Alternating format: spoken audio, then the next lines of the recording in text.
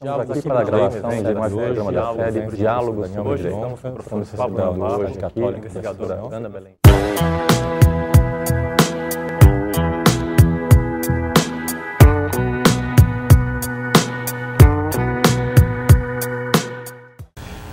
Shapiro, olha, o objetivo da nossa aula 7 aqui é trabalhar um tema muito conectado entre direito e economia, que é a ideia de extrafiscalidade, parafiscalidade, a ideia das contribuições. As contribuições que existem para o financiamento da Seguridade Social, tem uma finalidade parafiscal, no sentido que vai para uma outra instituição, também das famosas CIDs, que são as contribuições de intervenção do domínio econômico, que é difícil definir também o que é domínio econômico. Tem uma citação interessante do Edson, que monta um quadro aqui, de como que o direito pode intervir na economia. Então, nosso objetivo aqui é trabalhar com um pano de fundo a Era Vargas e todo o mecanismo da Era Vargas em que diz respeito ao uso do direito para a criação de incentivos fiscais, dali surgiram as imunidades, as isenções e os fundos de intervenção. E então esse que é o nosso objetivo de fundo. Então, tomando esse objetivo, queria que você comentasse um pouquinho essa relação que você vê e descreve muito bem nesse seu trabalho entre a Era Vargas, o primeiro plano de metas e o segundo PND, como eles se relacionaram. E você traz um dado interessante aqui da Era Vargas, que você monta até como o Brasil foi se transformando de uma sociedade agrícola para uma sociedade industrial. Em 1907, 79% agrícola, 21% indústria, em 19 também. Daí em 39 a gente já vê uma mudança drástica, 57% industrial, quase 60%, 43% indústria, aliás, 67% só com agricultura e 43% indústria. Isso fez com que houvesse uma virada também no que diz respeito à ocupação populacional. As pessoas migraram para as cidades, saíram do campo. Isso acabou mudando muito as relações econômicas, né? Sem dúvida. O caminho que eu faço nesse artigo justamente é mostrar o seguinte, Eurico. Nós podemos associar três ordens de coisas, né? Uma interpretação da vocação do país, uma estratégia de desenvolvimento e um instrumento jurídico de intervenção. Então, vamos explicar o que é isso. Nós tínhamos lá na década de 50, né, duas interpretações conflitantes sobre o que deveria ser o país. Tinham aqueles que achavam que o Brasil tinha que se especializar na sua vocação agrária, quer dizer, tinha que continuar sendo um país agrário. Por quê? Porque tinha uma vantagem comparativa em relação aos demais países muito grande. Era um país com terras agricultáveis, com capacidade de exportação desses produtos primários, né? Isso seria o acerto, né, para a especialização do país.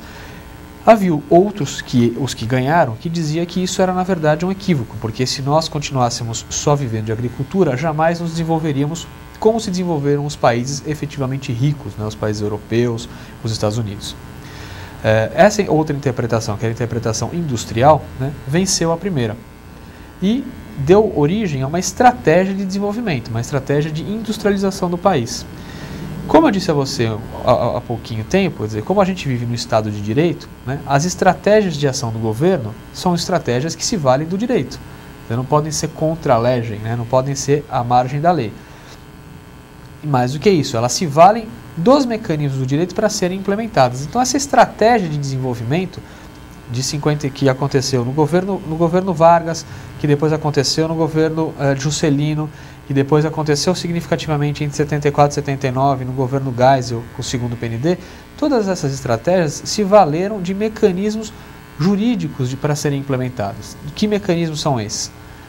As empresas estatais que foram criadas, né? As isenções fiscais que foram concedidas, os mecanismos de controle de câmbio, né? As regulações da Superintendência da Moeda do Crédito, que é a SUMOC, que é a antecessora do Banco Central, né? Então, essa parafernália jurídico-institucional é que sustentou essa estratégia de desenvolvimento industrial, que resultou, né, na transformação de um país que era agrário num país efetivamente industrial.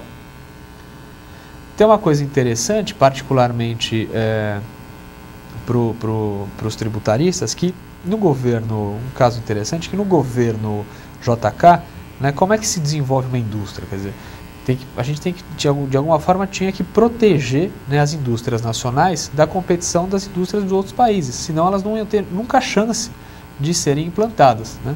Então vem aí toda a ideia de proteção, de reserva de mercado, que hoje é uma ideia super contestada, em algum sentido com razão, mas que naquela época fazia todo sentido, né? Todos os países se desenvolveram de alguma forma protegendo as suas indústrias. No governo Juscelino, né, o Juscelino Kubitschek, durante o plano de metas, a primeira forma de proteção da indústria se dava por meio de câmbio, né? O Brasil tinha 5 taxas de câmbio. Então, conforme o produto que se ia importar, pagava-se uma moeda. Então, é como se hoje a gente fosse importar um bem de luxo, né, e nós pagássemos, por exemplo, 3, 4 reais de câmbio por esse bem de luxo. Justamente para favorecer, voltando à coisa dos incentivos, né, para favorecer, incentivar os agentes econômicos a só importar o que era estratégico para o país e não importar aquilo que não era estratégico. Muito bem. Em 57, né, esse mecanismo de proteção da indústria nacional baseado no câmbio passa a ser realizado por meio de um instrumento de tributação.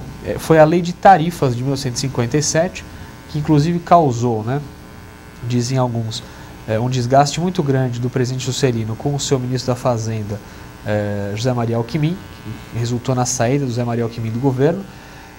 O Alckmin era contra essa alteração, mas que acabou acontecendo, ou seja, não se mais protegia a indústria pelo câmbio, mas sim pela Lei de Tarifas. Produtos seriam tarifados em uma alíquota ad valorem de 0 até 150%, conforme a sua necessidade ou não necessidade para o país. O que o governo fazia?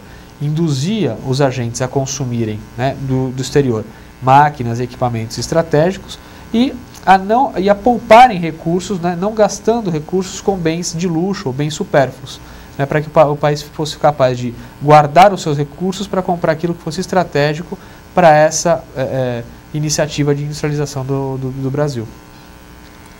Chapida, me fala uma coisa curiosa que nós temos em direito tributário é essa ideia de isenção. Isenção, na verdade, é uma regra jurídica que respeita a legalidade, mas ao mesmo tempo rompe a igualdade, porque ela acaba criando um regime de exceção para um dado grupo econômico. E aí eu tenho vários problemas. Eu acabo tornando o sistema tributário muito mais complexo, porque eu vou criando regimes de exceção e a partir daí há um incentivo econômico e jurídico para que todos adentrem o regime de exceção, para pagar menos tributos. É uma distorção de toda a economia, todos os agentes, a atividade deles. Surgem planejamentos tributários tendentes a enquadrar os agentes nesses regimes mais benéficos. E por outro, você já tem uma espécie de...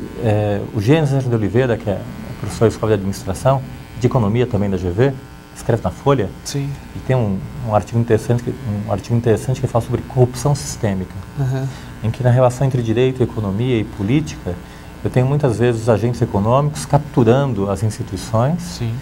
E com isso, o que acontece, em vez de eu ter uma isenção ou uma imunidade, por exemplo, hoje em dia nós temos a imunidade dos jornais, dos livros, até que ponto, dos periódicos, na verdade, até que ponto se justifica essa imunidade hoje em dia?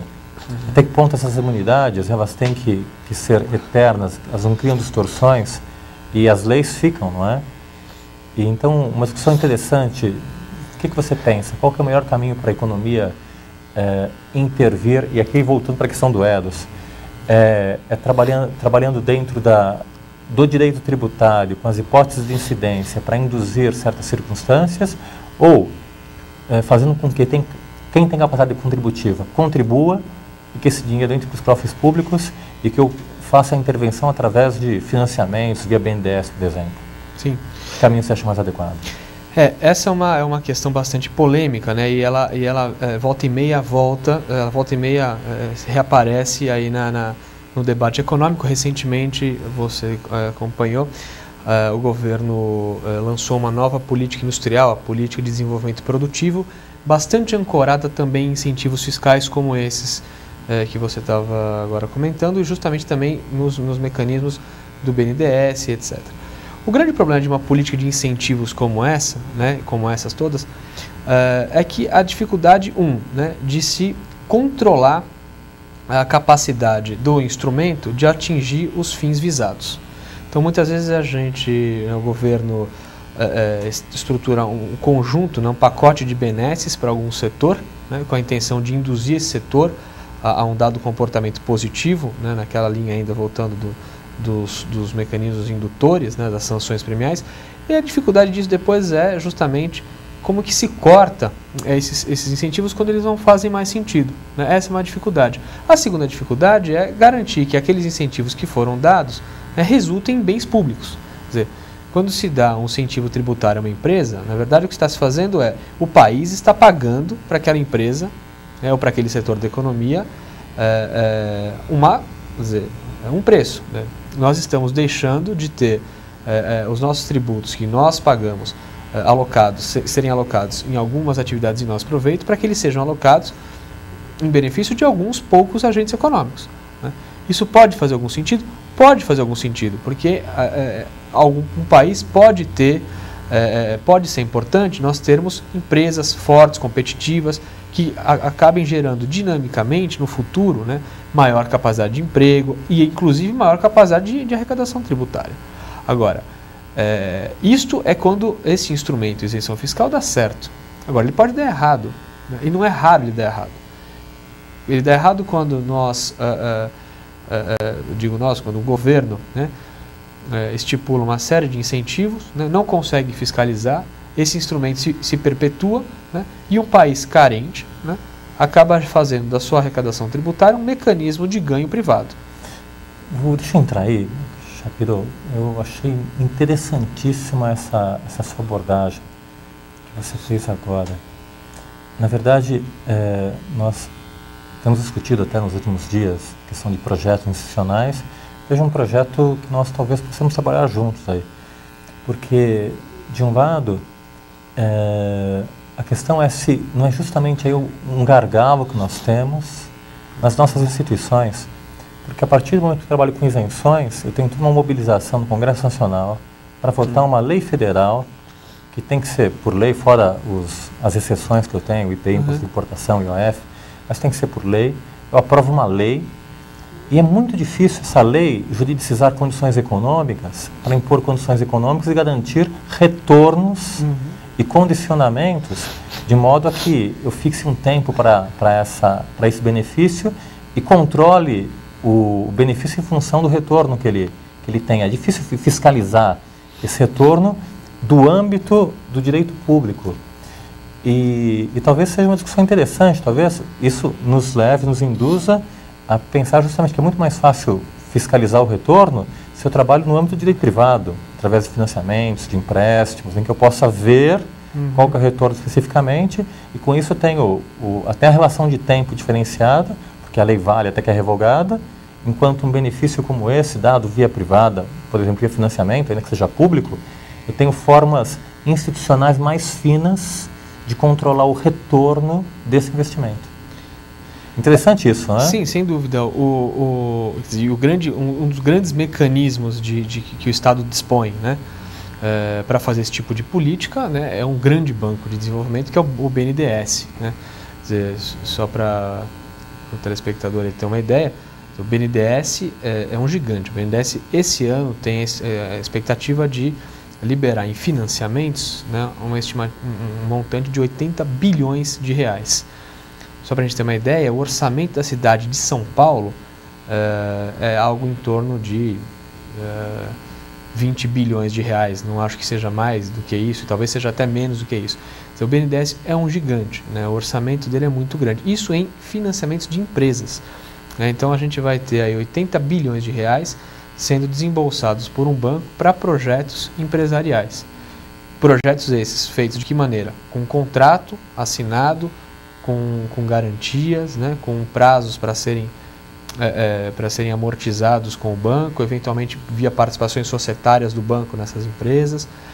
Sem dúvida nenhuma, é um baita instrumento. Condicionado a objetivos específicos. Sem dúvida nenhuma. Condicionado a objetivos específicos. Né? O BNDES é um órgão que funciona muito bem, é um órgão blindado. Né? A gente lamentavelmente viu recentemente aí um caso triste de corrupção no banco, mas é um caso que só confirma, é uma exceção que confirma a regra, quer dizer, a história do BNDES não é uma história, diferentemente de diversos órgãos públicos que tristemente tiveram um histórico de corrupção, de captura e de patrimonialismo. O BNDES não viveu não tem esse passivo, né? Esse problema no seu currículo, quer dizer, um órgão que funciona muito bem. Por quê? Porque é um órgão que tem uma missão clara, com instrumentos muito claros e com uma capacidade de gestão dos subsídios, das subvenções e dos empréstimos, né, dos que eles chamam de colaborações financeiras, muito clara e muito transparente. Me conta uma coisa, Chapido. Eu recentemente te contei, fiz o curso do professor José Eduardo Faria. Eu venho de uma tradição filosófica analítica, dogmática. Meu orientador do mestrado, doutorado, foi Paulo de Barros Carvalho, que é um cientista do direito por excelência, que valoriza muito a legalidade. E foi muito interessante essa conciliação de perspectivas em ver como a legalidade é modulada pelo poder e pela economia. Eu queria conversar um pouquinho com você, que eu estou me tornando agora um tributarista pós-fordista, sobre a ideia do pós-fordismo e como isso afetou o sistema jurídico, o sistema econômico, o sistema político e principalmente o sistema tributário também. Se tornou refém disso. Um dos nossos apoiadores institucionais é a Anfip, que é uma associação dos fiscais da Receita Federal, e que tiveram uma preocupação histórica, hoje não mais, que estão agregados à Receita Federal, com a garantia da Previdência Social, e que se preocupa centralmente na tributação sobre a folha, que é muito discutida hoje em dia. Há uma carga de praticamente 20% que o empregado paga para estar formalizado dentro da economia, treinando e dando direitos ao empregado. E isso parece ser um incentivo à economia informal.